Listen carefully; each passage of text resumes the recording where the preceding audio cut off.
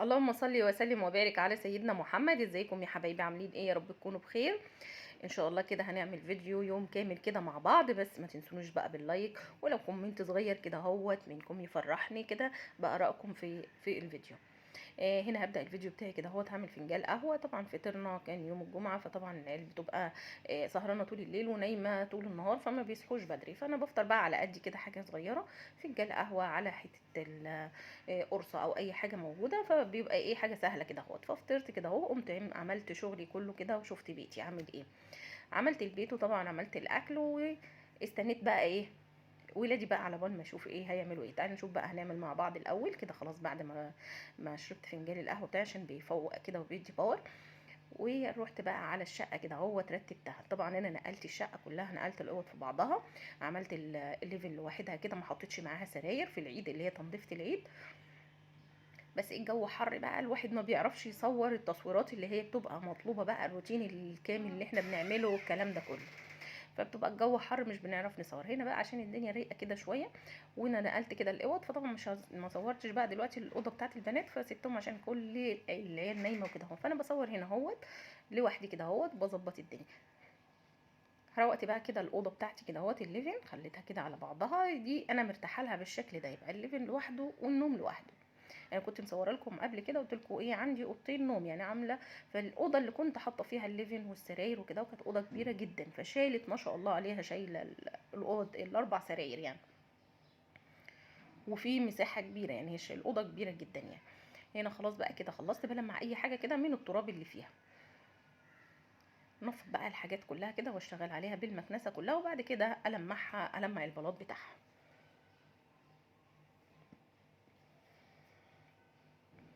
بلم الاول بالمكنسه السجاده كلها، عشان انا مش هشيل السجاده بصراحه، يعني انا مش هقدر اشيل السجاده. هنا صحيت جنى عشان جنى تساعدني بقى في التصوير، ان الستاند بيجيب الحاجه من على بعد، فما حدش بيعرف يتفرج يعني على اي حاجه، اي روتين لازم الروتين يكون في حد بيصور. فانا صحيت جنى بقى من النوم كده اهو، قلت لها تعالي ايه ساعديني كده في التصوير، وبعدين ايه هسيبك تنامي خالص، تنامي بقى براحتك زي ما انت عايزه.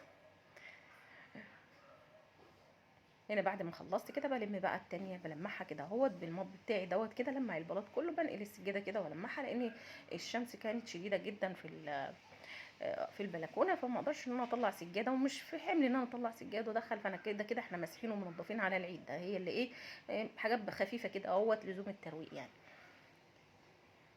خلاص كده خلصت الاوضه ديت، نطلع بقى على الصاله كده اهوت نلم اللي فيها. طبعا كل اللي بيخش، عشان الصاله بقى في مدخل البيت، كل اللي بيخش بيلقى طرحته ويحطها على الكراسي كده اهوت. خلاص، وجوزي كان جايب العيش من الفرن، وقعدت بقى نضفته كده اهوت عشان احطه في الفريزر مرصوص كده اهوت، ناخد منه نستعمل منه لحد ما ايه ما يخلص يعني، ملهوش وقت معين، ممكن يقعد يومين ثلاثه، ممكن يقعد 4 ايام، فوقت ما بيقعد قطع عليه كده الملايه وانضفه خالص كده من الرده اللي فيه، عشان وانا بسخنه في الفرن ولا حاجه ما يملاليش الدنيا رده ويتحرق. طبعا بما انه يوم الجمعه، بنعمل بقى شويه بخور كده اهوت نبخر بيها الشقه كده، تدي ريحه حلوه وطاقه حلوه، والصوره كده والقران كده شغال كده. انا ساعه الخطبه فضلت بوريكم المسجد عامل ازاي والعربيات كتير ازاي، ما شاء الله ربنا يبارك لهم كده، حاجه كده كانت جميله تشرح القلب. خلاص بقى بدات ان انا ايه، خلاص بعد ما شلت العيش وشلت حاجتي وعملت البخور بقى كده، بخرت الشقه ساعه الصلاه، ان كان لسه ساعه ما عملت الاوضه ما كانش لسه الصلاه بدات ولا حاجه، فساعه الصلاه كده رحت مشغله البخور كده اهوت، وبدات كملت ترويق الشقه. تمام كده خلصت بقى، بنلمع بقى شويه حاجات خفيفه يعني، هي الشقه مش ما فيهاش حاجه، لاني مسحه يعني، وغسل حيطان، عامله يعني عمايل جامده في العيد ده، لان العيد الصغير بنبقى صايمين، مش بنعمل الترويقه اللي احنا بنعملها في العيد الكبير بصراحه. فهنا هوت بقى كنت منضفه تنظيف حلو يعني، ونقله الشقه كلها يعني، ما كانش فيه حته ما جاش فيها ميه في الشقه كلها، فعشان كده ايه التنظيف يعني ايه خفيف خالص، شويه تراب كده صغيرين كانوا ماسكين على البوفيه على الترابيزه، نلمعوا إيه الارض كده بالمكنسه، حاجات خفيفه خالص. وبلمع البلاط يعني من وقت للتاني، البلاط كده الحتت السيراميك كده اهوت، الحتت اللي هي باينه يعني، لمعها كده اهوت بالمب، وشويه ريحه حلوه كده عشان تدي ريحه حلوه كده في الشقه.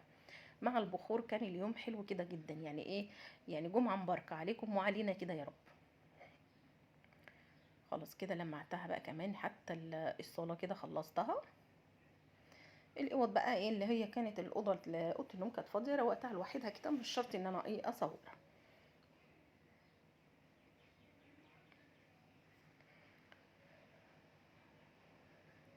نرجع بقى كل حاجه في مكانها كده، خلاص خلصت الاوضه كده، الاوضه والصاله بتاعتنا اللي احنا بنقعد فيهم على طول دايما فيها، دول كده خلصوا. وهنخش بقى على ايه؟ اه كان عندي غسيل ونشرته كله كده، غسلته. ده بغسله بقى طبعا الابيض ده بغسله على مرتين، بغسله مره ومره التانية بغسله مره تاني بالزهره بتاعته عشان ياخد لون زهره كده اهوت، ويبقى ايه في نفس الوقت اخد الفمين بتوعه.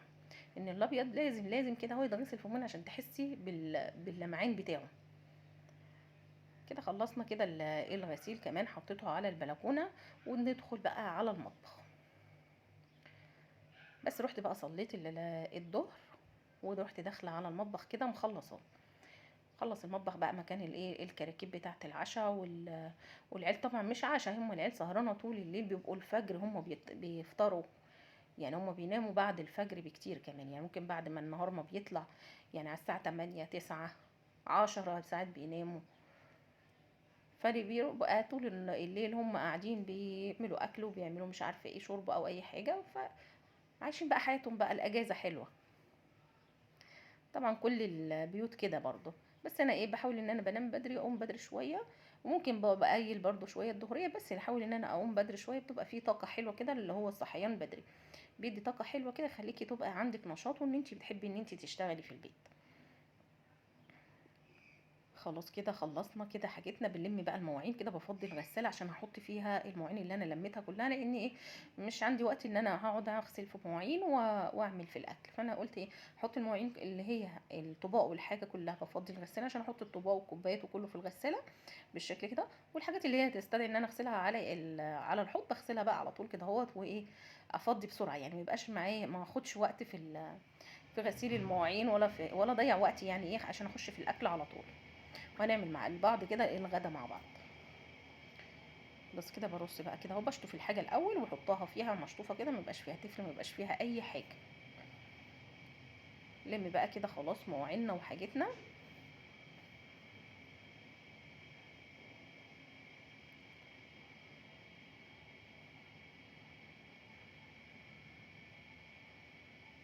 خلاص حطيت على كده، بقيت اليوم بكمل فيها، يعني الغساله كده مش فاضيه، بس انا بقيت اليوم كل ما بيبقى معايا كوبايه والاقي كوبايه اتوسخت طبق اتوسخ بروح حاطاه فيها، وفي الاخر خالص بروح مشغله عليها الغساله.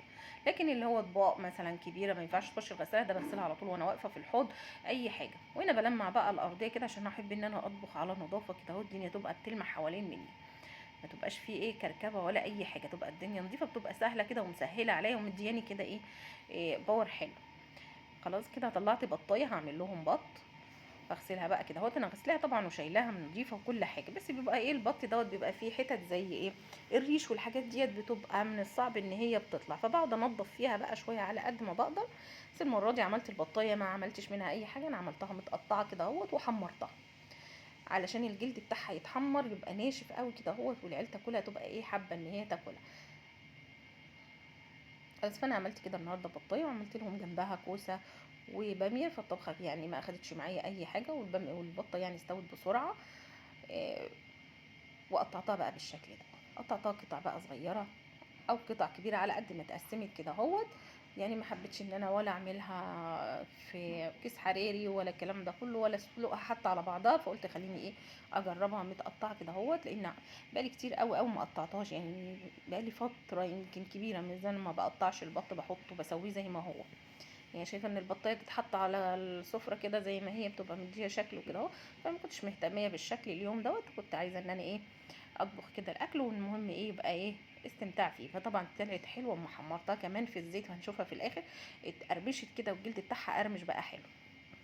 كنت شفت فيديو ليه فرنساوي لطباخه فرنسويه بياخدوا البط وبيحمروه جامد في الزيت او في الدهون اللي بتنزل من البط، بياخدوا الدهون بتاعه البط ويحمروا فيها البط نفسه عشان الجلد بتاعه، عشان هم بيحبوا جلد البط، فجلد البط يبقى مقرمش معاهم، فهم يحبوا جلد البط. فانا يعني ايه حبيت ان انا اجربها، بس جربتها بالطريقه بتاعتنا على زيت بقى طبعا، مش لسه ادور على الدهون اللي بتنزل من البط اللي هحمر فيها. ما هواش ممبار بقى هينزل لنا بقى دهون. هم اكيد بقى مطعم، كان مطعم ساعتها وعامل كميه كبيره ومنزل بقى، طلع الدهون بتاعته. كانوا بياخدوا الدهون كده من على الوش كده ويقلوا ويحمروا فيها البط. هنا بقى عملت الباميه. اول حاجه غسلتها وسبتها كده هتصفي نفس شويه على الحوض على بال ما اغسل الكوسه. خلاص اغسل الكوسه كده واحده واحده، وبعدين هقعد ان انا بكحتها بالمقور، هنشوفها مع بعض دلوقتي عشان تعمل نجرشه كده اهوت. ونقطعها بالزجزاج. يعني عملت شغل كده ايه، بدل ما هو طبيخ مش هيقلب بقى وخلاص، لا هنظبطه برده شويه. الكوسه بقى ايه، جوزي جايبها لي صغيره قوي، دي كانت تنفع حشو قوي، فانا نقيت الحاجات اللي هي ايه، الكوسه المعوجه الصغيره قوي اللي هيكسرها المقور وانا بقورها وعملتها، والباقيين سبتهم كده. قلت ايه ابقى اجيب، هو كان جايب لي حبه حلوين يعني، قلت اعمل منهم شويه محشي اكمل عليهم يعني واعمل محشي، لان طبيخ كتير من الكوسه مش شعبيتها قوي يعني معانا. خلاص كده نبدا في الكوسه بتاعتنا. هعمل الكوسه البصله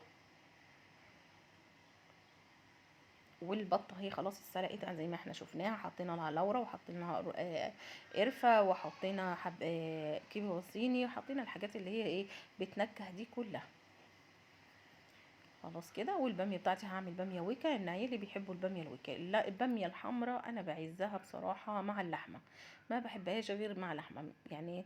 مش بعرف ان هي تتعمل مع فراخ ولا تتعمل مع بط ولا الكلام ده كله، لازم يبقى مع لحمه.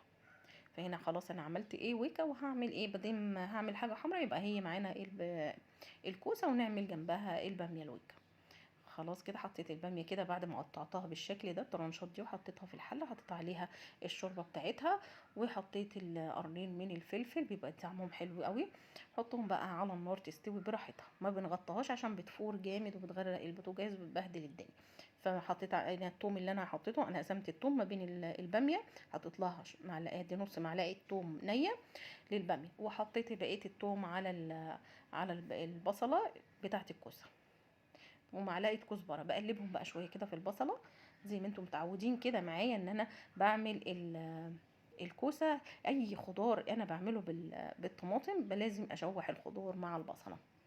خلاص كده. وبديها الحاجه بتاعتها الصلصه بتاعتها، حطيت عليها شوربه، حطيت شويه من الطماطم على الباميه عشان تدي لون ايه محمر شويه، ما تبقاش بيضه خالص. هعمل هنا رز حبه وحبه. الرز ده كان بلدي قوي، هتشوفوا احنا عملنا فيه ايه. السوا بتاعته كانت صعبه يعني ايه، اخد سوا جامد يعني، اخد شوربه كتير. بقيت كل شويه ازوده في شوربه او ازوده مرقه او ازوده ميه وازوده عشان يستوي. بس هو الرز البلدي بيبقى محتاج ميه ازيد من المقدار بتاعه. يعني انت لو هو عندك كوبايتين من الرز بتحطي، احنا متعودين ان احنا بنحط كوبايتين رز كوبايتين ميه، فالرز البلدي بياخد كوبايه ميه زياده. فانا بقى ما كنتش اعرف ان هو رز بلدي وكده اهوت، لان انا عرفت ان هو رز بلدي من التسويه بتاعته مع بعد ما الميه اتشربت لقيته لسه محصرم زي ما هو، كاني ما حطيتش عليه ميه. حتى هنشوفه اهو. حطيت عليه بقى الكيس كده، اديته برده كوبايه ميه زياده على المقدار بتاعه، ورحت مغطياه بالكيس كده عشان يكمره وتخليه يتبخر، البخار يكتم فيه يقوم يستوي.